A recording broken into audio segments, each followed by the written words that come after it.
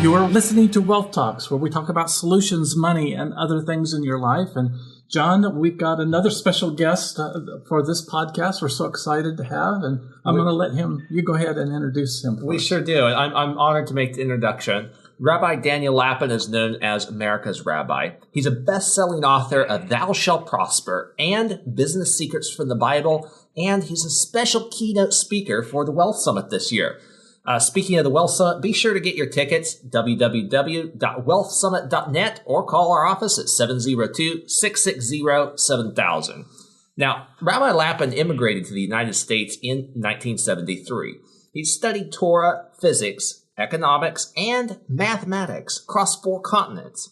This combination forms the bedrock of his conviction that no conflict exists between faith and wealth.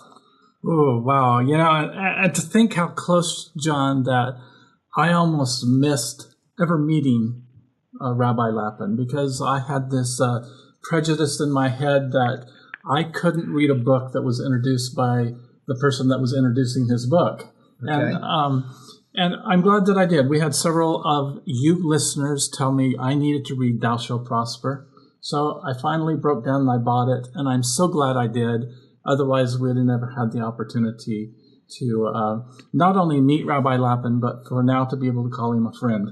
So, Rabbi Lapin, I'm sure you remember that first time you came and spoke for us, and I shared that story with you. And I still remember your chuckle. You were sitting in the back seat as we were driving to the event. That's right. Yes, that was in Oregon, I think, wasn't it? It was. It was our first Wealth Summit in Oregon, right. And we were so delighted to have you there. And of course, every time you've been on our platform or done a podcast with us or written in our newsletter, we're just very grateful for the opportunity for you to express your wisdom. Yeah. Well, as you know, I love what you guys do. I really do, and I regard it as a privilege to be part of it. Yeah. Well, thank you for joining us here on the podcast today. We're definitely looking forward to have you at the Wealth Summit. What is your topic going to be at the Wealth Summit? What are you speaking on? Well, it's going to, I think, be very, very relevant to the work of Life Benefits, and it will focus very much on expanding or how to expand one's business activities, recognizing that we live naturally in a world of growth and expansion, even at its most basic level. Considerable concern is expressed in socio-political circles about countries and societies where the fertility rate is very low. And people contrast the fertility rate in countries like Portugal or Italy, even also the Scandinavian countries, with the fertility rate in countries, for instance, like Israel. Mm-hmm. And it's really extraordinary because the rate in Israel is somewhere around about 4, which is very, very high, considering that 2.1 is considered stationary, which isn't any good. Mm-hmm. Yes. If you have the same look at its most basic level, it's pretty obvious, and that is you've got to ask yourself, how many people does it take to support 2 parents, a mother and a father? Well, it can't just be 2 people, because 2 people only have the surplus after they take care of themselves to take care of their parents. So 2 people is not sufficient. What is the right number? Maybe 3, I don't know. But it's certainly more than 2. Now, many people will say, oh, come on, wait a second. You know, we're not talking about primitive agrarian societies. We're talking about modern economy. It doesn't make any difference. It makes absolutely no difference whether your 2 children are out there working in the field in order to take care of you and your spouse and themselves and their own families, or whether they're working in a Nike shoe factory. It doesn't make any difference. Or whether they're working at an advertising agency. Bottom line is that people work at producing income. It doesn't matter what period of history we're talking about. That is a universal. And at whether or not People say, oh, well, the parents have investments or they have Social Security. Yeah, they do. And the companies in which their pension plans are invested in, or the government depending on those companies and that growth in order to pay their Social Security, all of that depends on exactly the same growth. Yes. Progress in technology obscures and camouflages how little things have really changed in that respect. So the focus will be on growth, expansion, and making sure that you get rid of the dangerous thinking that so many of us have, which is, I like my life. I like my business. I don't want to get any busier. I don't want it to get any bigger. Just the way it is, we're going to just keep it chugging along at a stable level. And people, by the time they discover that simply is impossible in the world in which we live, that is as impossible as drawing a circle with a circumference 11 times more than its diameter. That simply can't be done. A circle is going to have a circumference 3.14 times its diameter, no matter what happens. Right. That's just the universe we live in. And the universe we live in is equally emphatic that trying to keep your company the same size, or your business or your income level, trying to keep it at the same size guarantees only one thing, and that is a little shrink. Boy, that brings up a lot of interesting concepts. And as you were talking, I was thinking, what does the Federal Reserve like to do with our economic growth, but to keep it and maintain it at one level instead of allowing growth to expand and contract as it naturally does? The other thing the other thing I was thinking of is currently we've got baby boomers that are supporting parents and also supporting their children's student loans, and they're not putting enough away for their own retirement. So what's going to happen in the next generation? Yeah, I mean, the number one fear in America today is outliving the money that they've saved. And if they don't expand, they certainly are going to suffer those consequences. Yeah. Exactly, and that's where you come in, and that's why I've recommended so many people to come and talk to you, because people are not thinking about that. They don't. It's something that has been programmed out of us to think that. And the other thing I was thinking is, look at China, who has had the one child policy for so many years, and now they went to 2, and now they're trying to get 3, and the population isn't responding to the government's request. Exactly. They are discovering now that and as are some of the European countries, by the way, they're discovering that it's a whole lot easier to get people to stop having children than it is to get them to start having children. Mm-hmm. And part of that is because having children is an expression of confidence and faith in the future, which is one of the reasons that Israelis and Jewish Israelis have a much higher fertility rate than Arab Israelis, which is fascinating. That is fascinating. That's interesting. Wow. So in your book, Thou Shalt Prosper, you talk about that faith aspect and relate that to business. And I think that was one of the biggest take-homes I took out of Thou Shalt Prosper, is that faith is similar to being a business person. In fact, as you talk about the Hebrew word and how it's very much it's the same word. So are you going to be delving into that too at the Wealth Summit? Sure, and understanding the nature of money. Yes. That there is a reason why history's greatest engine of prosperity, namely the United States of America, places the words "In God We Trust" not on the walls of churches, but on currency. That's absolutely crucial, because one of the certain ways of bringing about a recession is take away everyone's faith in tomorrow.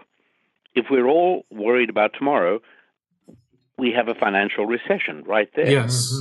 And the way out of a recession, I'm not saying this is easy, but if you have a way of convincing everybody in the society there's nothing more to worry about, tomorrow is going to be bright and sunny, and the economy is going to bounce back, it will, just through the magic of faith. That's all it takes. And I find that so interesting in these times, particularly when the consumer confidence index is skyrocketing compared to what it has really in the last 15 years. Exactly. You may remember during the last administration, word from on high was that a mature growth rate for an economy, which is all that America can hope for, is a maximum of 2% a year. Yes. And they announced that because the economy was doing 1.7 or 1.8%. They said, well, it's not bad, recognizing that we're now in a state, America is not 50 years old anymore. It's a mature country, and its growth rate can only be a maximum of 2%. Well, we're 4% and growing right now. So, yes. And what changed? Overnight, what changed was faith. Yeah. Yes. Not in sort of that the president was the great messiah or anything, just that he was going to undo so many of the economy shackling things that had been done for the past 20 years. Mm-hmm. Or more. So what we're really talking about here is the faith of socialism versus the faith in capitalism. Yes. Because it is. The faith in socialism is that, yes, we do believe in that 2% cap growth rate, whereas the faith in capitalism says, no, we are unlimited. We can go as far as we want to. And that's exactly right. And socialism, whether you call it socialism or secular liberalism or the currently chic word progressivism, right? Because who wouldn't want to be in favor of progress? All believe the same thing, namely an inordinate arrogance in the ability of government to satisfactorily control everything for everyone's better good, including the rate of growth, as you mentioned earlier, Tom. This notion is it's fine to have the government's hand on the throttle lever. They can control everything. No, they can't, actually.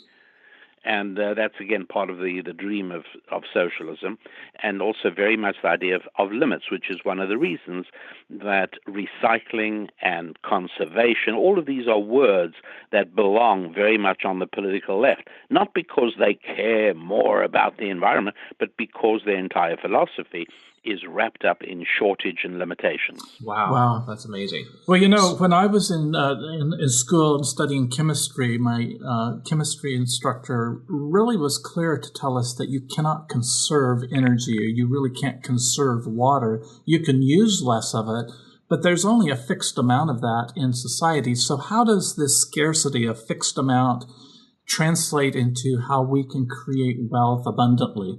Because some people will say they contradict each other. Well, in chemistry, the principle of conservation of energy doesn't mean that there's actually a limitation. In the universe, there may well be, but the sun throws more energy onto the surface of the earth every day than the entire needs for a year. So to speak about energy limitations is simply not practical or realistic. The fact is that there's constantly been threats about running out of energy from people whose mindset and whose worldview revolves around this idea of limits. And again, you'll pardon me. I mean, it's I know that in this day and age, I've always got to issue a caveat for sounding too religious. But the fact is, though, that it's only the vision of a limitless God that allows one to overcome the notion of limitations, which is one of the reasons that there are many secular conservatives who are a little bit obsessed with conservation. And we've seen this before, by the way, again and again and again. Lord Bevan in the 1800s told English industry to slow down. They have to conserve the coal sources because England was running out of coal. Coal, of course, drove all energy in the 19th century.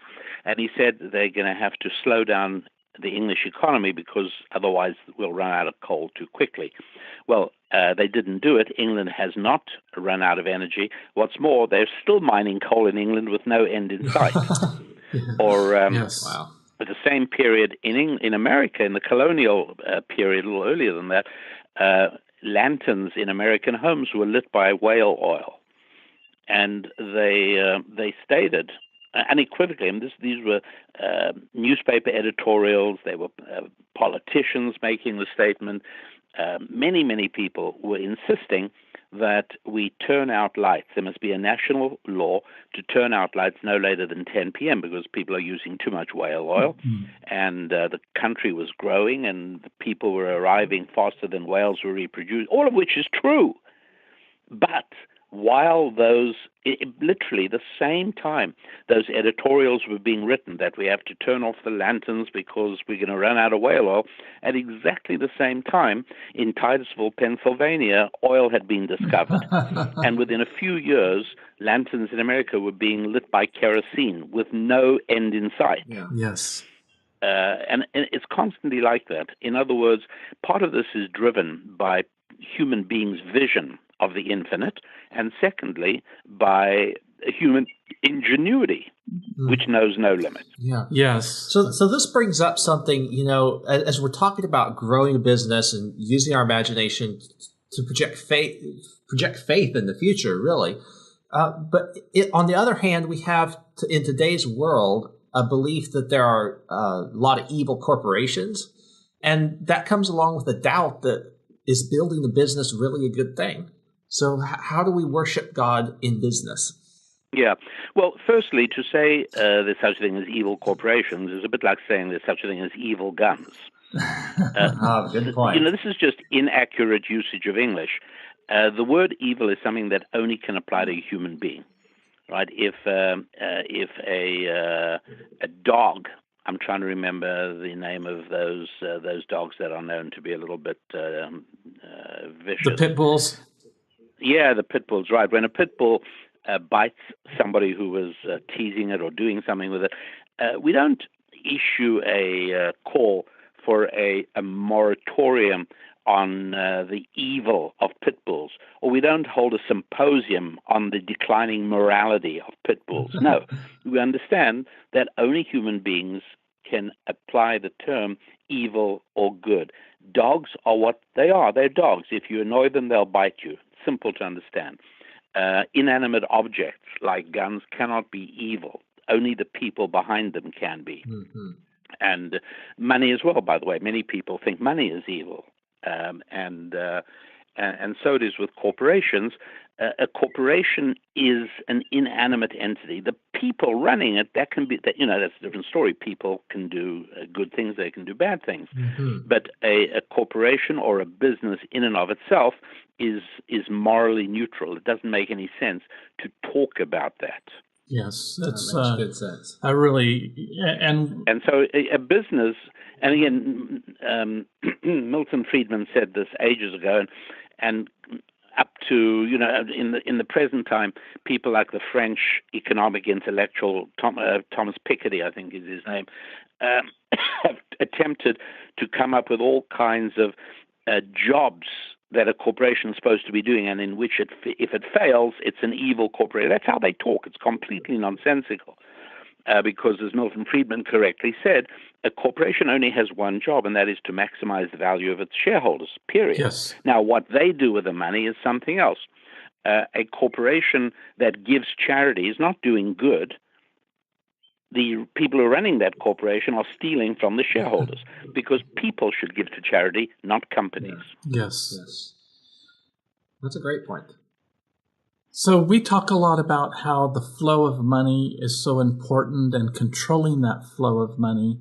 And in your book, Thou Shalt Prosper, you talk about how money and blood are similar and that they both have to flow in order to do their job. Can you talk just a little bit about that, Rabbi? It's just, I'm sorry, elaborate again. I'm not quite sure exactly what you're asking me. So when blood pools in someone's feet, it's not flowing, and it's going to be something that's going to cause problems in their life. If someone's bleeding freely and they're not containing the bleeding, they're going to die. Oh, yeah. And so we relate that to people in controlling their money. They can either hoard their money away where it doesn't circulate, and it literally crushes their financial future and their sustainability, or they can be paying interest or fees or penalties to people, and it's just like free bleeding, and they're not stopping the bleeding, and they're going to crush themselves as well financially. Yeah, it's a very good metaphor, because blood and money are very, very similar, and it always struck me as intriguing that not only is the word in the Lord's language the same for money as for blood, but even in English we speak about banks only for those two things, banks for money and blood banks as well. It's sort of a subtle recognition there that these are very, very linked. But of course, one of the key aspects of it is that flow is very important. And one of the reasons that money is such a huge advance over pieces of gold is because pieces of gold are very difficult to transfer. Yes. There's got to be mutual agreement on the weight and everything else. And so it's not just a legend. It's true that in many primitive countries, people keep their gold in holes in the ground or in their mattresses. But by the virtue of the fact that we use money, that makes us able to use tools like investments, like insurance, like banking.